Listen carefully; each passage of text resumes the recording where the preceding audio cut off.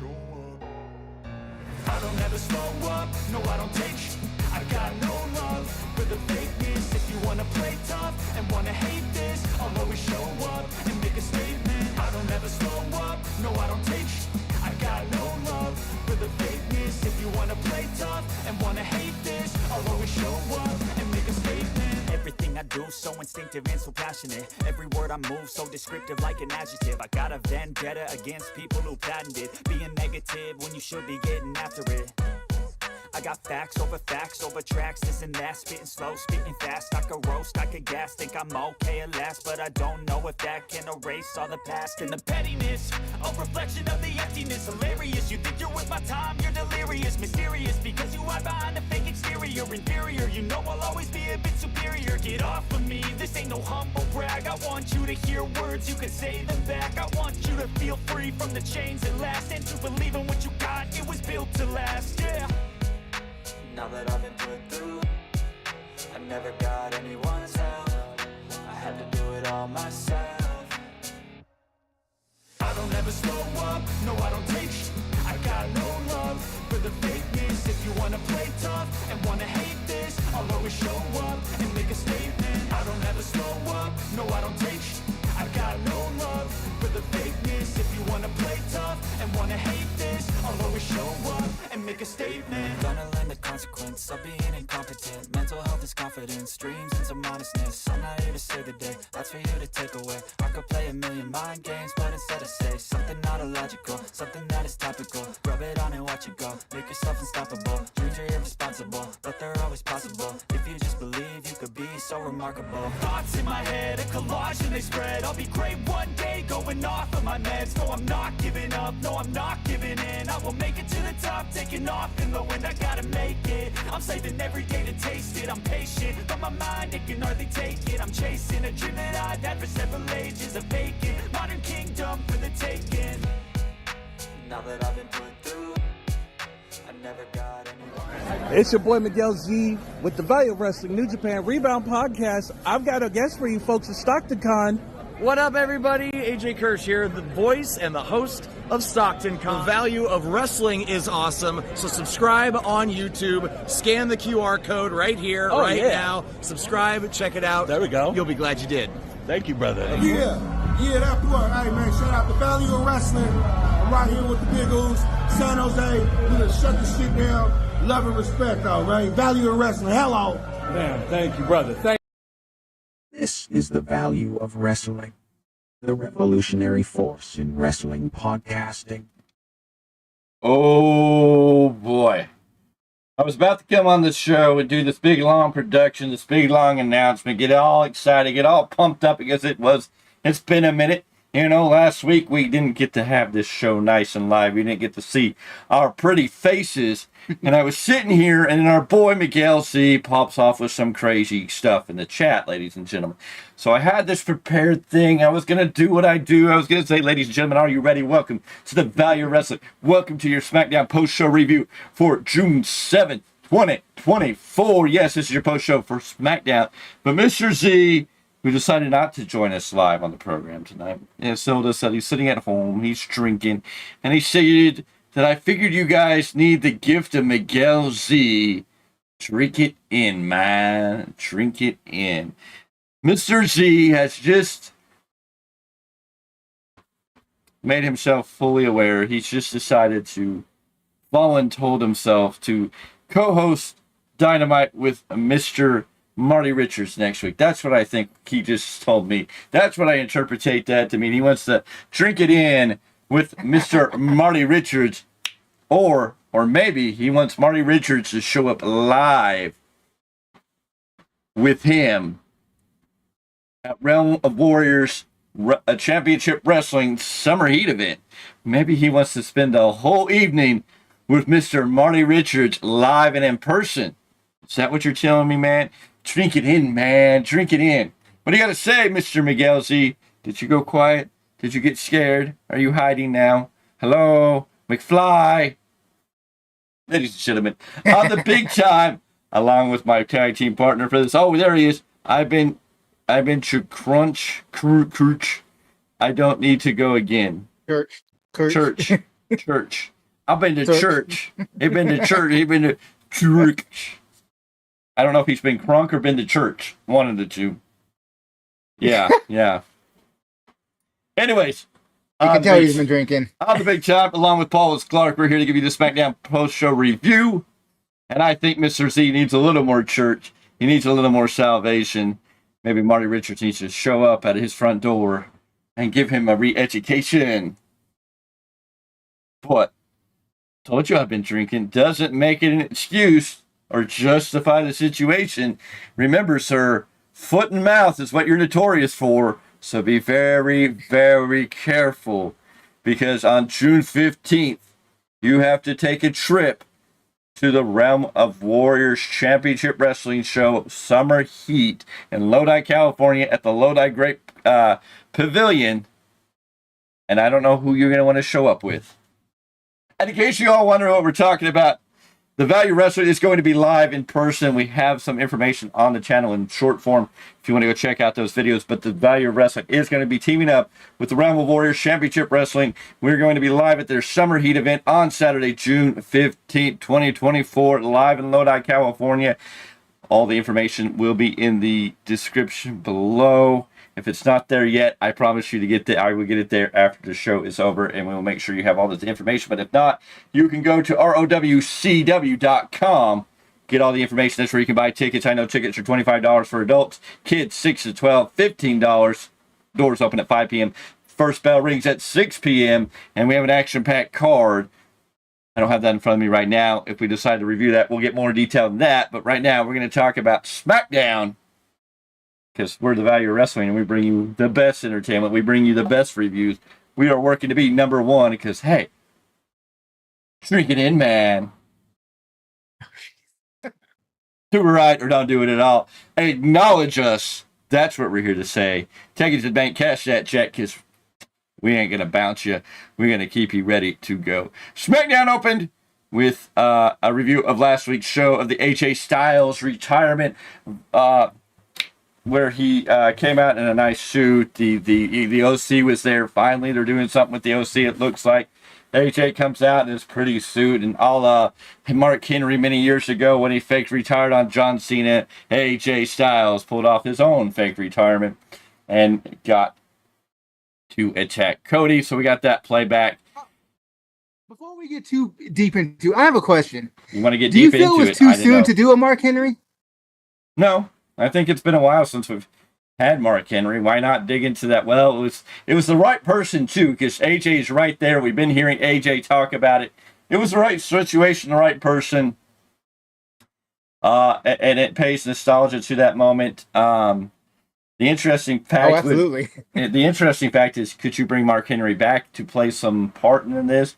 Could Mark Henry come in and confront AJ about stealing his stick? Or, Mark Henry aligned himself because we know Mark Henry. He's a free agent now. Mark Henry is no longer with AEW, so we'll have to see. But I don't think it was wrong. I think it was good timing. I think it fit the right people. AJ was the right man to do it. Well, I don't think it was wrong. I was just wondering if you thought, if enough time had passed for that gimmick to kind of work again. Yeah, well, because again, it was the right person to do it. AJ was probably there would only be a handful of people you could look at who could say could pull that fake retirement gimmick off, that got the sympathy, that sold it all. The big part, when he said, this was still the house that AJ built, I'm just giving you the keys. You're just like, ooh, they hit all these great points. And AJ sold it like $1 million. Cody sold it like $1 million. It was great. The OC there being backup as AJ beat down Cody. I liked it for everything it was worth, even though I didn't get to see it all live and had to watch it different things because I was busy last Friday. But I thought it worked out beautiful. Now, last week's show was a little more eventful. This week's show kind of felt like flat filler. It wasn't horrible. It wasn't great. It was just kind of moving us along in the next chapter. We didn't really get anything significant. We got some pieces to nibble on. We're still kind of mid on some things, but that's what we're going to talk about. So after that, the show opened, and in the ring, here comes Solo Sikoa, Tama Tonga, and Tongaleo with the wise man Paul Heyman in tow. They head to the ring. Heyman gets a couple of mics, One he hands to Solo, and he keeps the other. Heyman introduces himself. Then, as the wise man to the bloodline, and he has to set the record straight until Roman Reigns comes back. Solo is the head of the table. We start getting, we want Roman, we want Roman, we want Roman, we want Roman. The chants were loud. People running Roman Reigns back who thought we'd ever be here after the last 4 years of what we've seen. But yes, we got loud, we want Roman chants. And when the man does come back to the head of the table, it's going to be a pop, which is definitely true. Tonight, Solo is upping the ante and declares this is a double proclamation. Heyman puts over Tama Tonga and Tonga Leo. But Tama Tonga is no longer just Tama Tonga, but Tama Tonga, the right-hand man. Heyman then focuses on Tonga Leo. Now we get another We Want Roman chant. Solo does lack some of the presence that Roman does at this point in time, but Heyman gets back on track and introduces the infamous Tonga Leo. And I have to skip some of the notes, those personal notes that are in this write-up here. Eventually, Heyman says thank you and good night. He's getting ready to leave. This upsets Solo. Solo wants to continue. This is as Heyman tries to end the segment. Solo asks Heyman if he's forgetting anything. Heyman doesn't think he is, but Solo asks him to thank Tonga and Tama and Tonga for saving him from Kevin Owens last week. Heyman does so. He acknowledges both of them. Says thank you. Tonga says they could have let Owens kill Heyman, but they saved him on orders of the tribal chief. Heyman then says he arrived earlier today and did the wise man things. He's heard that Kevin Owens is looking for a fight with anyone in the bloodline. That brings out Kevin Owens. He's out, taping his hands, and he runs to the ring. Owens tries to fight all three men. He does okay for a bit, but the numbers catch up to him eventually. Eventually, this brings out the Street Profits, oddly enough. I think Lashley may be hurt, so maybe this is what they're trying to do for filler, to keep the Street Profits relevant. It's just kind of weird they're aligned with Lashley. What's the purpose of them really coming out and saving Kevin? Owens, it's just kind of an interesting... Where's Randy in all this would be my question. Anyway, Street Profits come out. They brawl. Owens ultimately gets a chair and cleans house, leading the good guys to stand tall in the ring. Decent opening segment. I don't know what they're doing with these three guys. The new bloodline. It's kind of we're hitting foul balls for a baseball analogy. We're at least connecting, but they're going foul. Like we're not getting that hit. If we are, we may be banking it down the line to first base, but it's really not this big buster. Presence wise, they look good in the suits, the colors, the look that they're presenting is good. But and Heyman trying to sell it. Solo's kind of it's just missing something, and I know we'll get into it later when they have a match, more details what I think they're missing. But this segment was okay, but I don't think it did anything to do. I mean, it set up the main event for the night, as we'll find out later. But I don't know if it really, I guess it gives Kevin Owens to continue this feud. I don't know why the Street Profits were the ones chosen to be kind of thrown into this. It is kind of confusing. And I guess we just have to kind of wait to see how this all gels together. But overall, this opening segment was okay. It was okay. Your thoughts? They've been alluding to Solo being the head of the table, but tonight there was official confirmation. Heyman said, "Yes, Solo is the head of the table." So at least we're starting to get some solidification, like as opposed to, is Roman somewhere in the back? Just not happy about things, or we don't know, and we're not meant to know right now. But at least everything for what's on screen is solidified. For the basic part, and where we go from here, we'll see. For the basic part, we got that. We know that the right-hand man is Solo, at least, is Tama Tonga, and it's still kind of confusing. I want to know where Jacob Fatu is in all this mess. Where is Jey Uso? Where's Jimmy Uso, I should say. How's Jay going to play into this? And what is Rock's part in all of this? I know a lot of people probably think that The Rock's gone and he's only going to be focused on Cody, but I mean, I would say the overall arcing thing would still to be eventually for Roman and The Rock, especially without a title on the line, so eventually feud and have a match at WrestleMania. I think WrestleMania 41 in Las Vegas, Nevada, The Rock versus Roman could be a great build-up if all these things come together. It's just interesting Roman's gone. The Rock's not there. Jey Uso's on Raw. Jimmy Uso's injured. These three guys are here, but it just still feels like there's that piece, just that piece, that something that's missing in this whole thing. Yeah. I don't know if it's another person. How do you know though that there won't be a title on the line? The Rock could put up the People's Championship. That would be about as interesting as the FTW title has become. You know, it's it is what it is. Anyways, Fair. we go to the back. We see Cody shaping up his right fist, and he's stalking the hallway. He's waiting for AJ to show up. Elsewhere in the back, Jade Cargill and Bianca Belair are walking. They'll be in action after this break. After we come back from break, and I just scrolled and it went flying somewhere. Where are we? Okay. After break, Solo finds Heyman in the bat and asks where he's going.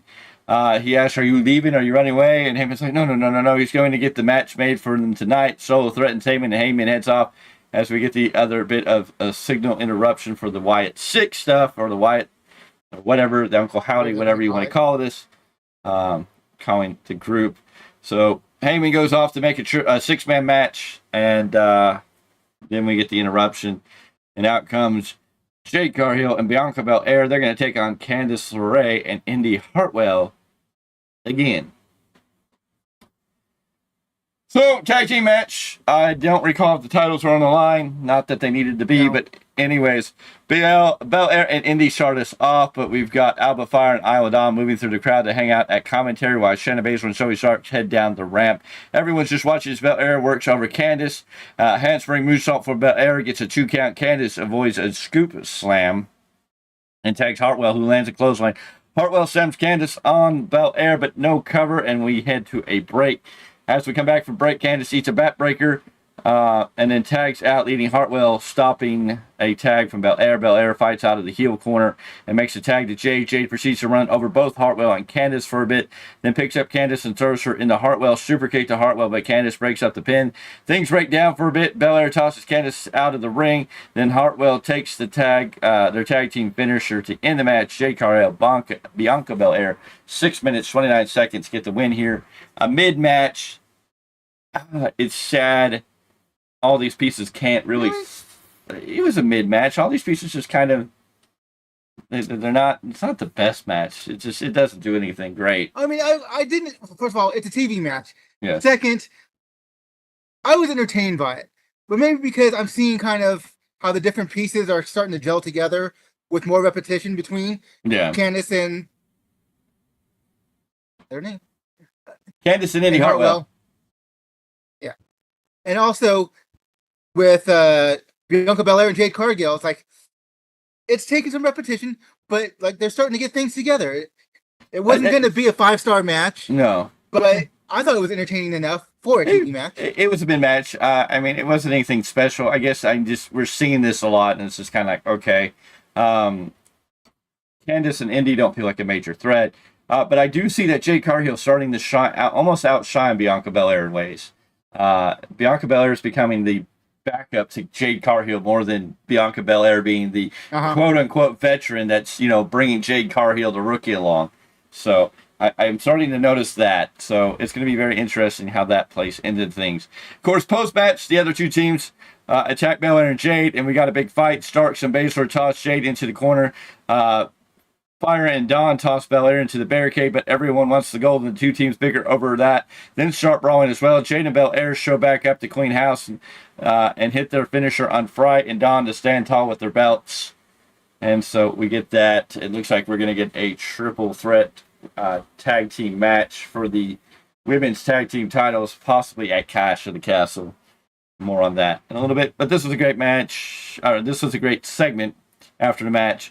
Kind of making everybody look pretty strong after a match that was kind of mid. At least they made everybody look strong in this little brawl here.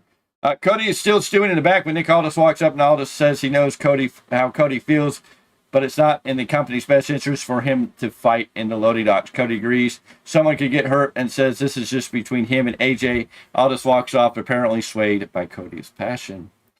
In the ring, it's Johnny Gargano. Hold on. Breaking news. Andrade is your new WWE Speed Champion. Andrade has taken the title off of Ricochet. Jade is starting looking more well-rounded. She is developing as we knew she would do this. Yes, we all knew Jade would eventually develop into something special, and it is good to see her developing into that. Can't wait to see where she goes from here. There we go. That's what I want. Can't wait to see where she goes from here. Johnny Gargano's in the ring. He's going to take on Grayson Waller after this break. We come back from post-break and confrontation between Owens and the Prophets against the Bloodline. In the back, Sarah is talking with Apollo Crews. He starts to talk about his match with Angel, but before he can say anything, he's jumped by Angel and Humberto. They beat him down. Santos Escobar comes in to talk trash before the officials break it up. Aldis isn't pleased, but LA Knight, they take the card off. Apollo Crews is injured. LA Knight shows up and asks where Logan Paul is. Logan's not here, but we're told that Logan Paul is playing Tetris somewhere in the world. He's playing Tetris. I guess that it's some Tetris event. I don't know. LA Knight goes on a random tournament thing. Yeah, LA Knight goes on about talking about how he could play Tetris and push the right buttons and put shoes in the right places. On and on he went. In walked Carmelo Hayes to bring the mood down. Hayes chuckles with a severe lack of self-awareness, and Knight says he can solve the problems of Aldis losing a match. Solve the problem of Aldis losing a match, which is Apollo Crews versus Angel. Aldis makes the match Knight and Hayes as a replacement. Back in the ring, here comes Grayson Waller.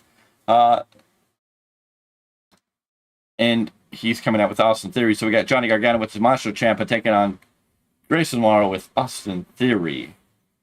Johnny with some strikes, but Waller lands a punch of his own to take over. Carvada knees from Waller, but he misses a side kick, and Johnny lands a kick to the head that starts with chops, some rope running. Waller hits a tilt-a-whirl backbreaker to take over.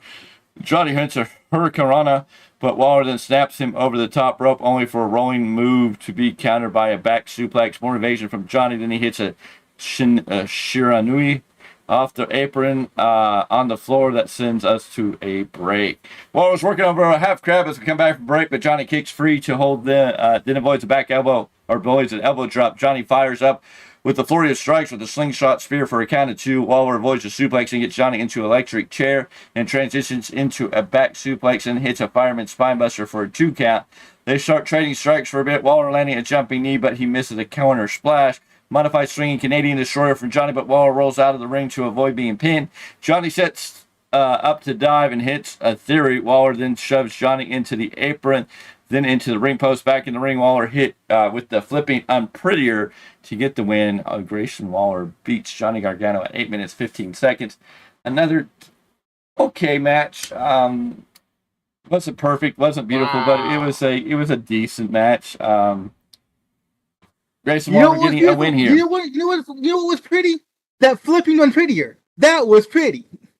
That was about all. And that was about the only thing that made the match halfway decent.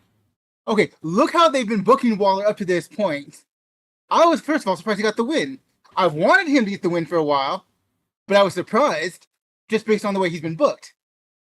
So now the fact that they actually kind of give him a kind of questionable way of doing it, because he pulled Austin Theory into the way when Johnny Gargano went for that dive to the outside, which is something that Mr. Note Taker over here didn't put in. Yes. No. I mean, we're seeing some friction between Waller and Theory here and there. We're seeing some friction between Gargano and Ciampa all in this. We're going to have to see how it goes. Waller celebrates at the end. Theory pouts. So it's going to be interesting how all these dynamics come together. There's a lot going there. At some point, DIY's got to get those tag titles. Well, yeah. But I'm enjoying tonight's win for Waller. No, Waller definitely deserves a win. It's a little sad that it's on Gargano, at the cost of Gargano, because all four of these men kind of need these wins. They're building this story, how this is all going to fold, but it's very weird because all four of these men need wins, so it's hard to let anybody lose and somebody win. So we'll have to see where this goes. Maybe next week we get Ciampa versus Theory. Maybe Ciampa will get the win over Theory because of Waller. It seems like we're getting friction on both these. Hopefully this will lead to the DIY winning the titles, and then we can get Grayson Waller and Austin Theory splitting up for some reason. So we'll have to wait and see. In the back, Cody is still seething, but here's a bunch of security goons with Nick Aldis. Aldis says AJ's about to arrive, and these guys are here to make sure nothing gets out of hand. And we head to another break. Aldis is trying to talk down Cody as we come back from break 8. AJ shows up poking his head out of the top of the SUV. He sends Gallows and Anderson out to run interference. Cody stalks off and heads to the ring. No music. He gets to the ring and to get a mic. Cody tells AJ to get to the ring. They don't need security. They can just handle this. AJ's music hits and he shows up with Anderson and Gallows. Security runs down to get between them. And Cody and AJ's between them and Cody. AJ doesn't care what Cody wants, says he wants a rematch, and the only way Cody gets to fight him is if he gives him a title shot. Cody mocks him for not wanting to fight now, but he will give him the title shot at Clash of the Castle. Then he warns AJ this won't be a regular match. He's going to make him say what he should have said last week. I quit. Aldis agrees with this and gives us a thumbs up, and AJ and Cody now get into a brawl with the security. Cody wipes out the goons for a bit, then charges AJ, but RJ and the goons retreat as enough security finally restrain Cody. Naturally allows AJ for a cheap shot, then he retreats again. This scene leaves us to a break. So we're going to get Drew McIntyre versus Damian Priest for the WWE World Championship at Clash of the Castle. And now we're going to get AJ Styles versus Cody Rhodes at Clash of the Castle for the WWE Championship in an I Quit match. So this is going to be very interesting how this all plays out. I think this is a great escalation from what they did at Backlash. This should be a great match. And we're going to get to see a little different side of Cody because he's going to have to make AJ say I quit. We don't see a lot of Cody in submission maneuvers. We know that Cody can do it. He's infamously used the figure four and several other moves that he's learned over the years. So I think it's going to be very interesting. We're going to see a little different side of a match from Cody in an I Quit match. So I'm happy. I think Clash of the Castle is going to be good. But boy, oh boy, Mr. Z, I hope you're ready for Saturday, June 15th. It's going to be a day for us. And ladies and gentlemen, speaking of Clash of the Castle, we will not be live with a post-show review after Clash of the Castle because the Value Wrestling has to watch Clash of the Castle and then get ready and make their way to Lodi, California for the Realm of Warriors Championship Wrestling Summer Heat event that we're going to be live at.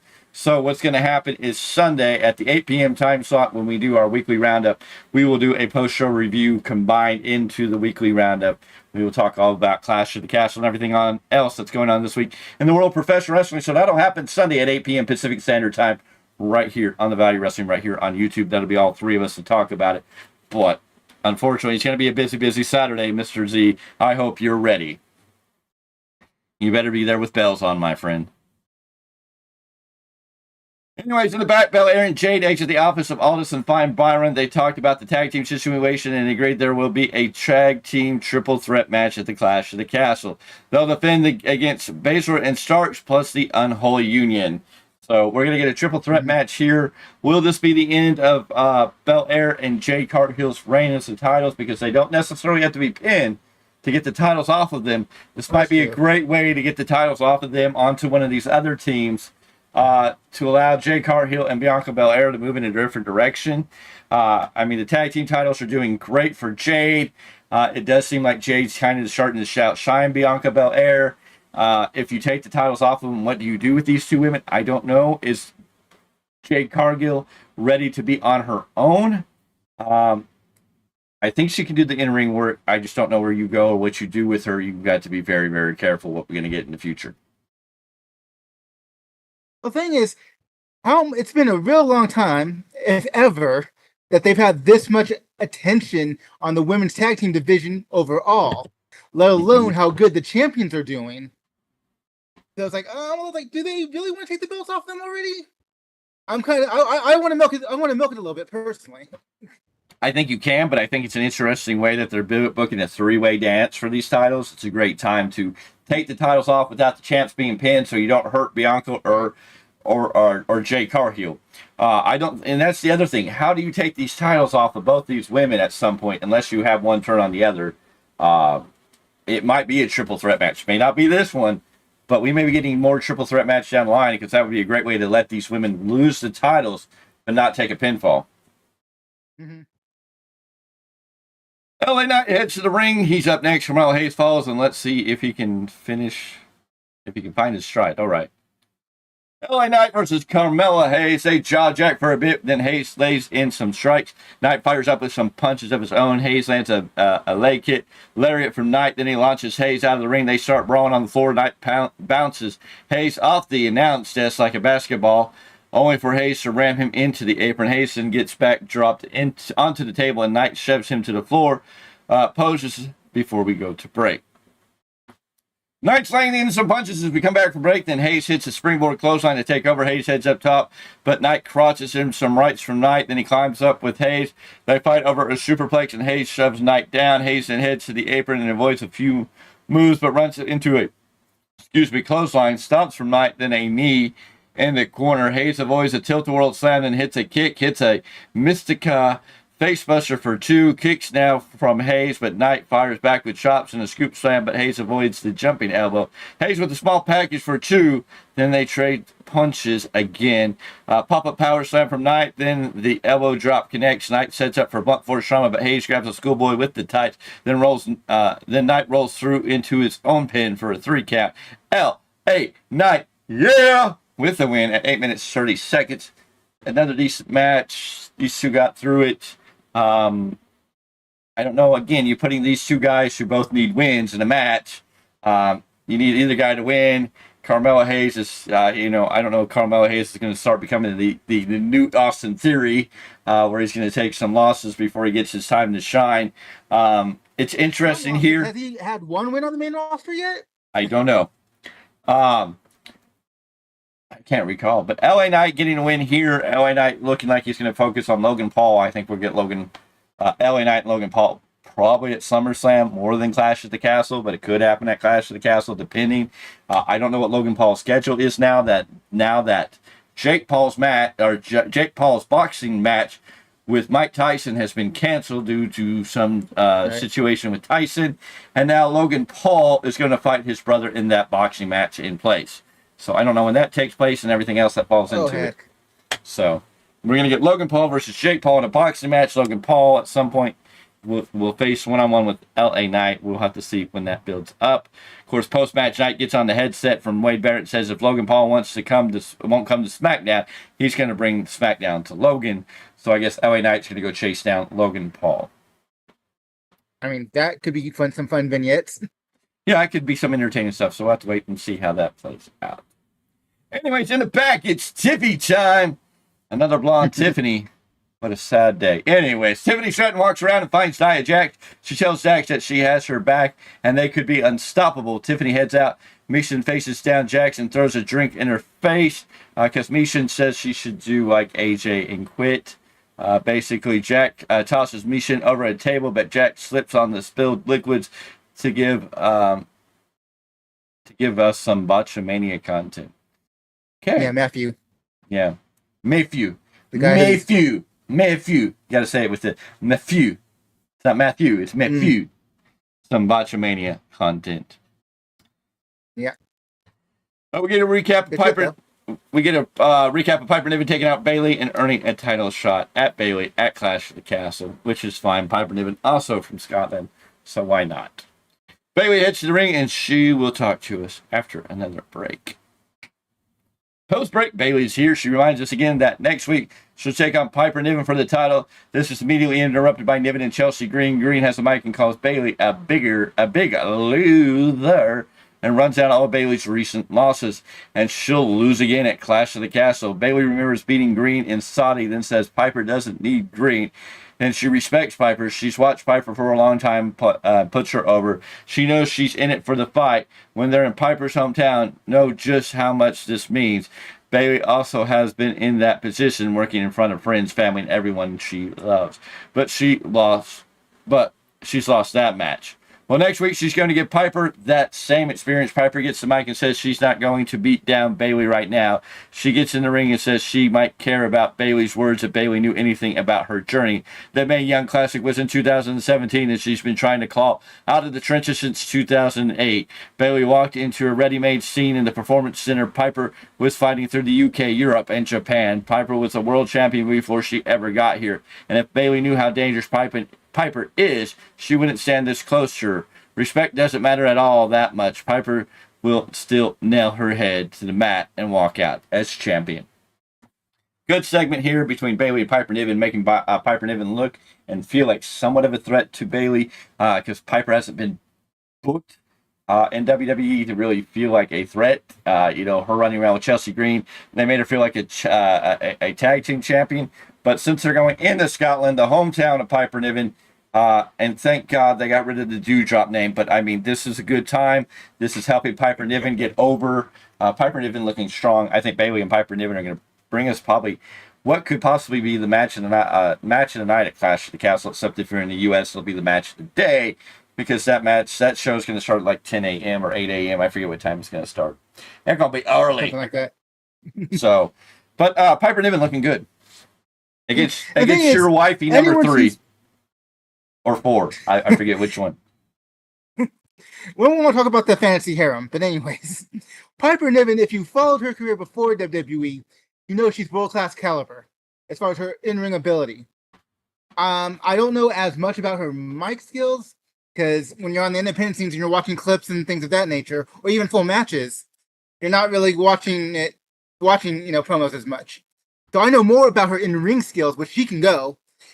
And like you said, the way she's been booked in WWE, she could be booked better. We'll just leave it at that. But that's why tonight was great. The promo was proper to get her to where she needs to be for Clash at the Castle. Mr. Z, you're about $1 late and $2 short. I mean, are you popping up right now? I think I talked about that like 10 minutes ago. And you're going to come out and go, we will have a busy day. Yay! Be careful. Be careful. You don't want Marty Richards to come, do you? Do you really want Marty Richards to be there? I'm just asking. Could Marty Richards... He's going to make you feel like, dummy, yeah! Dummy, yeah! I mean, could we see Marty Richards have a confrontation with Gangrel? That could be an interesting conversation. Wow. Marty Richards and Rikishi? That could be an interesting conversation. Anyways, we get a Logan Paul video. He runs down LA Knight and says he needed a real challenge like the World Chester Championships. He competes with real champions, and LA Knight has done nothing to warrant his attention and insults Knight a few more times. Anyway, to the ring comes Kevin Owens. Owens is rearing for a fight. As the Street Profits come out to join him, we head to break. Post-break, Piper and Green are walking in the back and find Aldis talking with Naomi. Naomi warns Green to keep her name out of her mouth. They bicker for a bit, and Aldis has to settle things. Aldis has had a rough day and asks if they like to settle this next week, and both seem amenable. So next week we're going to get Naomi versus Chelsea Green. Chelsea Green. Yes. Apparently that Nia Jax and Misha match will take place next week also. And on the Grayson Waller effect, we're going to see DIY. So next week, we have 2 women's matches. Chelsea Green will take on Naomi, and Nia Jax will go one-on-one with Mishin. It looks like Mishin is out of the club for now. And then Grayson Waller effect, DIY. We'll see how this plays out. Back to the ring, and here comes the Bloodline. Out to go on in this 6-man tag match. Kevin Owens and the Street Profits, Montez Ford and Angelo Dawkins take on Solo Sikoa, Tonga, Leo, and Tama Tonga, coming out with the WWE Hall of Famer, the wise man, Paul Heyman. And if you don't know it, the Value Wrestling is soon to meet a WWE Hall of Famer in person as at the Realm of Warriors Championship Wrestling event on Saturday, June 15th, 2024, Summer Heat. WWE Hall of Famer Rikishi will be there live. Yes, we're going to make a special appearance by Rikishi. So, just saying that because we're talking about WWE Hall of Famers. Anyways, Dawkins and Tonga start the match. Dawkins gets the better of things and unloads on Tonga for a bit. Ford tags in and shoulder blocks Tonga down, then mocks him. Punches from Ford, then some corner work. Tonga fights back. The battle over the corner. Then Tonga tags in Leo. Leo with some corner punches. His punches still aren't good. What? They were better than the ones that Saraya was throwing on Mariah May on Dynamite. So, whatever. Personal opinion. Hate when people put their personal opinion. Write the notes. Don't care about your personal opinion. If you want to write a personal opinion, put it at the end of the show. Or at the end of the match, at least. In the middle of the match, when you're trying to tell me what the match is doing, don't put your personal opinion in there. Tonga tags back in for Hilo. Ford avoids a corner charge and wipes out Tonga with a clothesline. Solo with a blind tag as Tonga gets sent out of the ring. He pulls Ford out of the ring and rams him into the post to send us to break. After break, Solo is working over Ford. He hits a Samoan drop for a 2 count. Solo then hits a hip attack and tags in Tonga. Tonga lays in strikes and hits a scoop slam, followed by a sliding clothesline. Another sliding clothesline from Tonga, while Owens works to get the crowd invested in all of this. Ford avoids a sliding clothesline. Tonga spills to the outside, and Tonga cheap shots Dawkins, but Ford hits him with the enziguri. Both men are down. Both men tag out. We've got Solo and Owens. Owens runs wild on Solo. Owens with a cannonball senton in the corner, then a swanton bomb for a 2 count. Solo avoids a stunner. They trade super kicks before Solo lands a clothesline. Owens avoids a Samoan spike and hits a stunner, but Tonga and Leo pull him out of the ring on the cover. Dawkins pounces Leo into the barricade. Then Ford leaps over the corner post to the floor, and then Solo clacks Montez Ford with a chair, causing the DQ. Kevin Owens and the Street Profits win by DQ. This match went 9 minutes 39 seconds. This is an all-right match. Kind of confusing match. The in-ring work was good, but what can I say? Anyways, we'll finish this up real quick, and then we'll get into the details. Anyways, the fight continues, and Dawkins winds up isolated in the ring to take a Samoan fight. The crowd wants Randy. We've got 4 minutes, so it's not unfair. Ford crawls in the ring, but gets a spear from Solo. Owens now looks to continue to fight on the floor, but the numbers are against him. They set him up for a powerbomb on Owens through the announce table. Owens fights back. We get a version of the powerbomb through the table. The Bloodline stands still, as they are the ones lifting the fingers in the air as SmackDown goes off the air. It was a decent match. Who knows what the purpose of this match is? Just continue the food. It's interesting. Where is Randy? Where is Bobby Lashley? Why are the Street Profits in this mix? Very confusing on some of this. And I still feel like the Bloodline's missing that up. They look the part. They look right, but they're just not the savages that I feel like. Solo, before he became head of the table, felt more of a threat to anything. And now that he's head of the table, he feels like half cheesy. And then he brings in 2 guys that we're supposed to buy, or his MFT, his right-hand man, 2 guys that should be more savage than he was. And we're just getting, I don't know, Beavis and Butthead wrestling. I don't know. Not really. I mean, jeez. Tama Tonga and Tonga Leo are great. I just wish WWE would let them pull the trigger. I want to see these men speed everybody down. I think these are 3 guys that you could have feel like a NWO without having to build the NWO story. But what I'm saying is they need to just be going around in the back, jumping everybody, just beating everybody, just to be there. We're the Bloodline. We're out of control. Because you need, even when you bring Roman back, are you bringing Roman to align with these guys? Why would Roman want to align with these guys when they feel like mid? I mean, they're just kind of here. They're not doing anything to feel impressive. Solo should feel like a main eventer. This group should feel like they're a threat to everybody. They should be attacking Cody. They should be attacking everybody, regardless of who they are or what they're doing. It should be these guys are trying to hurt everybody, causing Nick Aldis all types of chaos and out of control. Heyman should be there trying to stop him, can barely control him, not really in control. But this match here was just kind of, They decided to hit the chairs so they can't beat Owens and Dawkins, or Owens and the Street Profits in a straight up match. It's just they got DQ'd, and it does not help their case because it was a chair shot. Now, if they would have went savage and got counted out as they were beating him down, I mean, at the end of the show, these guys should have been really harshly laid out. Should have just been a massacre in the ring.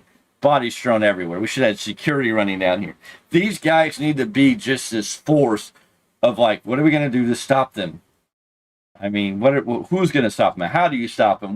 Can they be stopped? Yes, we should be getting We Want Roman chants in hopes that Roman can come back and get control of the Bloodline. We should be hearing some elements. We know Jimmy's hurt. I get that, but there should be some elements of something about Jimmy. Where's Jacob Fatu and all this? I just feel like we're missing something where these guys need to get over that hump. But I feel like you brought in Tama Tonga and Tonga Leo, and they should be just villainous. I mean, they were way more impressive in New Japan Pro Wrestling. Why are we not getting the Guerrillas of Destiny feel here in WWE? Unleash the Beast, Triple H, my friend, Paul Levesque, my buddy. We're not here to hate, but unleash the Beast. These three need to feel like savages. I mean, I think the head shrinkers at time, or the Wild Samoans felt more like the savages than these three guys that are like, I don't know what to call them. I know they're the bloodline, but I don't even feel like they're the they're almost feeling like you went on Wish and bought the bloodline. Your thoughts? No. It was Timu. Dang it. There's really nothing I can add. That, like, you make the obvious points. And the sad part is, as a longer time fan of at least the Guerrillas of Destiny, I know they can do more. It's not on the talent, it's on the story they want to tell, from the booking or from the creative perspective. Well, it feels like they really pulled back Solo. Like, Solo was the vicious one. Now Roman's there, and now they put him in this head of a tape. But it was like, even when they started it, they got on the right track. When they took out Jimmy Uso, you were like, oh, this is going to be interesting. And they haven't followed up on that. It's gone weak. Solo feels weak. He doesn't feel like a threat to anybody. And Solo should feel a threat to Roman.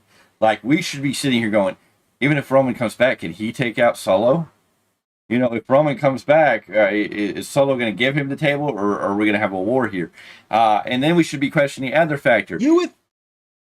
Is Roman the actual one? You would think this would be more like a Godfather type movie where Solo ascends to that role. Yes. And is like now the most dangerous thing, and they just haven't put that, like you said, that oomph into it for whatever reason. No, this is what I want to feel. I don't know if it's because they're waiting to pull the trigger, or if they just don't have the story in mind. This is what I want to feel like. Solo is getting so into position of being in the position of head of the table that we're left to question, is he willingly going to give up this position back to Roman when Roman returns?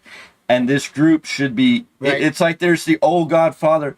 I think they did it really well in Tulsa Kings, and there's a lot of other mafia-esque movies. There's a lot of movies or TV shows. I mean, we could even talk about Sons of Anarchy a little bit in this idea that, Roman was the old guard, and he had a way of doing it, and you didn't do it violent. You didn't go extreme. But now the new king, the new head of the table, the new president, the new boss is here, right? And he should be the angry, like, I want to show the world what I want to do. And it should be, if you watch these mafia movies, a lot of these type of hit movies, or any of these stories where the main leader's taken out and a new younger cub, quote unquote, comes into charge, they usually want to show what they can do. Or when the son of the big mafia boss takes out his daddy, and then it's like, oh, I'm going to show you what I can do. They always show you that one that's out of control. This is what I want to see from Solo. He should be out of control. He should be hungry for blood. He should have these two savages just as his crazy hitmen that are just ready to take out everybody. And it should be mass destruction. So we question, is Solo going to give the head of the table back to Roman freely? Is Roman going to be able to come back and get control of the bloodline? Because we would assume Roman would get the Usos back together to help take out this new bloodline. How does Paul Heyman stay in this? And then we also have to lead to this other question. Who's really in charge? Is it Solo? Is it Roman? Or is it The Rock? Those stories still got to exist. Even though The Rock and Roman aren't there, there's still these entities that got to fix. You can't just say The Rock's going to come back, face Cody, and then The Rock's going to go away, because The Rock still needs to face Roman. So, I think we're missing... We've been literally clamoring it for years, especially with that hint on Young Rock. Yes. But I just feel like we're missing this piece. Like, why is he not like a Don, this ain't a mafia hitman? And I mean, it should be Solo Sikoa just wants everybody to be hurt. I mean, just brutally. And they can tease it. Kayfabe some injuries. Take out some people at their hands that can be taken off TVs for a couple weeks, a month. Not long term, but I mean, let's get into the kayfabe story that these guys are legitimately hurting people. It's a hitman. It's a mafia-esque crew. That they are a legitimate threat to WWE, to SmackDown. They are running roughshod. That we are begging. We don't want Roman.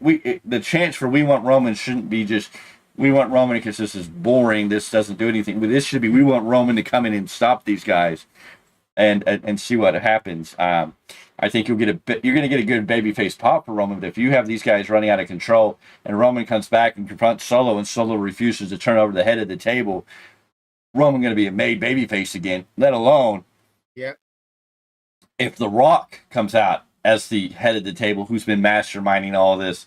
I mean, if Roman was to come back at WrestleMania, why not have these guys hit like mafia bosses? Roman comes back, confronts Solo. Solo says, I refuse to give up the head of the table because you're not the head of the table. You're not the true head of the table. And take out Roman. You set up Solo versus Roman at SummerSlam, and then you have The Rock appear as the person who's been the head of the table, the right head of the table the whole time. Then you could lead from SummerSlam into War Games, where you could have The Rock with the new bloodline against Roman, Jay, Jimmy, and hopefully a soon to appear Jacob Fatu. Yeah, I mean, I like the way you book in this respect. So, I mean, now let's just see if WWE follows suit or not. Yeah, no, I just need to see these three guys become like a mafia crew. That's, you know, the new leader is ready, and he's ready to take out everybody. They're playing too nice, and it's just like, it doesn't do it for me. They're playing too nice. I agree completely. Anyways, ladies and gentlemen, this is your SmackDown post-show review. We've talked about SmackDown again. Check the link for the description below. Our buddy AJ Kirsch, close friend, a personal friend, at least to Miguel Z, and a friend to the Value of Wrestling, in the link should be in the description below. If it's not, I'll add it in. I didn't look completely, but we have it. He's raising money for childhood cancer. He's raising money for Mr. Health and Fitness. There's a link in the description below. Click on that link. It'll give you all the details. He just needs you to vote for him, so go vote for him. You can vote free once a day, one vote, but if you want to buy more votes, which help raise money for the charity of childhood cancer, which is a great cause, and all the details are in that, and go click that. That'll be in the description below. Also, check out the Goldmine. The Goldmine, if you're a Funko Pop collector, if you're looking for Funko Pops to collect, the Goldmine is your place to do it. Link in the description below. Click that link. It's a Facebook group. It's going to bring you to a sheet. You fill out the sheet. Tell them the Value Wrestling sent you. Tell them what Funko Pops you're looking for, what sets you're trying to complete, what you're looking for.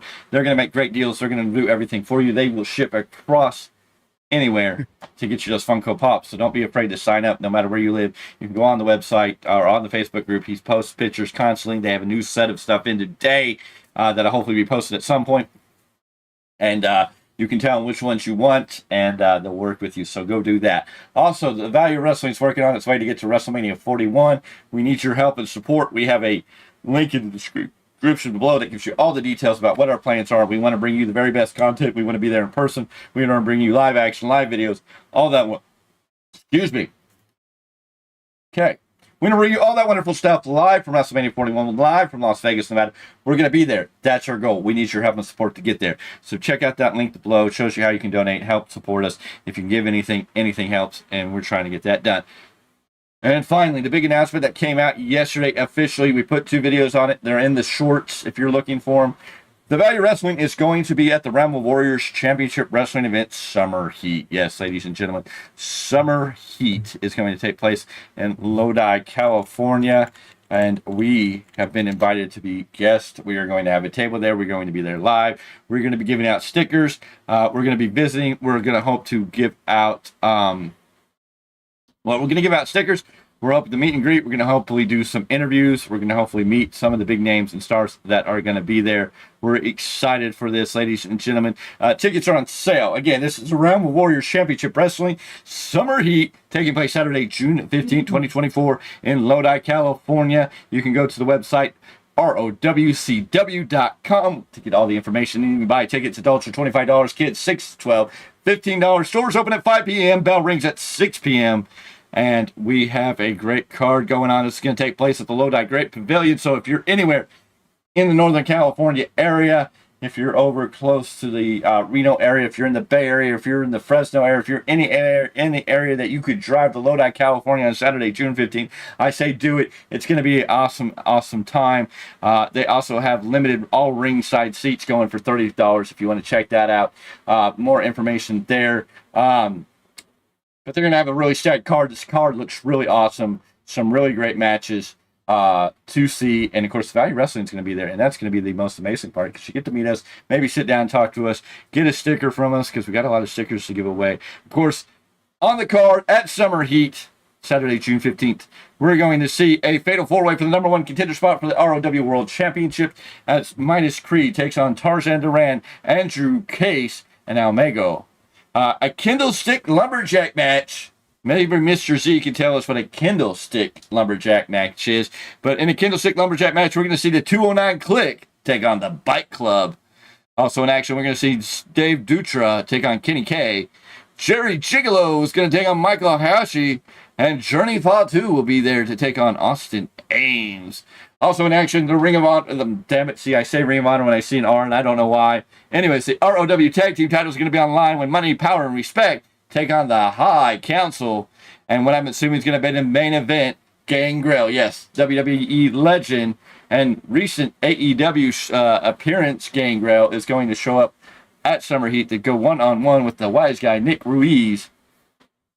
And what I'm expecting to be the main event, of course, a special guest appearance by WWE legend and Hall of Famer Rikishi. So a lot of stuff going on. It's going to be well worth the value, $25, where you can go and spend the evening watching some great wrestling. You can watch Clash of the Castle in the morning, then make your way up to Lodi, California, like me and Mr. Miguel Z are going to do when we go to represent the Value Wrestling at Realm of Warriors Championship Wrestling Summer Heat Show, Saturday, June 15th. So next Saturday, ladies and gentlemen. Yes, Lodi, California. That's the place to be. Be there with us. Come out and celebrate. Let's watch some great wrestling action. What a fun. I know Mr. Clarke is jelly about all of that. Hey, at least for the brand, it's too sweet. You know it. It's for real. Mr. Z, do you have anything you want to add to all of that? All that stuff will be in the description box. If it's not in there right now, I do apologize. I will check this after this. So much going on, so much that we're doing. I've had a long week of closing up stuff. We're getting back on track. Next week should be somewhat normal for most events because we will be back on this Sunday at 8 p.m. Pacific Standard Time with your normal weekly roundup podcast where we're going to break down everything that went down this week in wrestling. We're going to debate all the wonderful things. We're going to talk about Tony Khan's statement that he's only booking for the sickos. What does that make AEW? Is it the place for the sickos? We're going to talk about it. He put it out on Twitter. That's what he's booking for. He did. Self-proclaimed. This ain't kayfabe. This ain't just a rumor. No, this is actually straight from his very own Twitter. It's not even us saying it. No. It's directly from the source. Directly from Tony Khan himself. You can find it on his X. We're going to discuss that in detail. We're going to discuss what's going on with WWE. We'll talk about what is going on in the world of professional wrestling when New Japan Pro Wrestling guys come to America and seem to, on all platforms right now, just seem to lose the luster of what made them great in New Japan Pro Wrestling. That covers Tama Tonga Tongaleo. That covers Kazuchika Okada. And even the fact that Will Ospreay seems to be getting a little watered down. And his homeboy Kyle Fletcher. But that's a whole different story we won't get into. So much to talk about on this weekly edition of the Weekly Roundup at 8 p.m. Pacific Standard Time. So make sure you're there. Make sure you ring the bell for notifications so you know when we go live. Mondays, we'll be here with your post-show for your Monday Night Raw review. We are going to be back this Monday with the post-show for Monday Night Raw. Tuesdays, you'll see the New Japan Pro Wrestling Rebound Podcast with Miguel C. He will bring you the Rebound Podcast of New Japan, give you everything that's going on in the world of New Japan. I think it's time. It's still the super junior weights of that. So he'll be breaking that down. Wednesdays, somebody will be here with your Dynamite and all the sickos to cover Dynamite. It'll be the AEW Dynamite Sicko Show. It'll be the Sicko Hour. I think there's only one man that's sicko. I think there's only one man sicko enough to maybe cover that show. It just depends if I can get him to come and show up.